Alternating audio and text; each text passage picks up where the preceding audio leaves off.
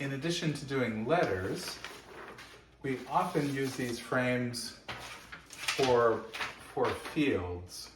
These are the interstate highway fields that we're doing for the national parks. Sometimes the fields can get quite complicated so that things topple correctly.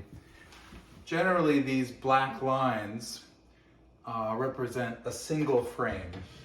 And so you can put all the dominoes within that square in one frame. And so therefore, to build this Interstate 10, we would need to do 1, 2, 3, 4 frames.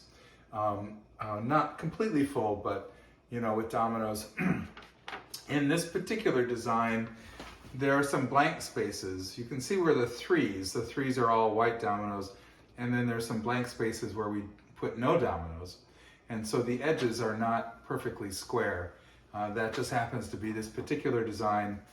Some other aspects is we have some X's, which include some black dominoes. And we have these pairs, like a pair of threes that go together. That is going to be 2 of these white dominoes, and we'll double-sided tape them together and put them into the frame. And that way, when we put a field starter here and it topples, and you can see the topple direction is listed at the top.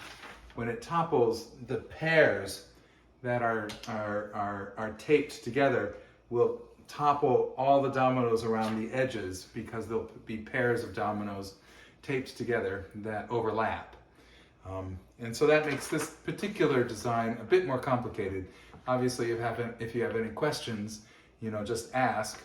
Also, if you want to just fill out a frame and let someone else lift up the frame, or push it into the field as a whole, you can always do that as well. So I think that's mostly how to do these 2-dimensional frames. I think they're quite easy to do, quite fun to do, and the sort of thing that anybody can help with. Thank you so much.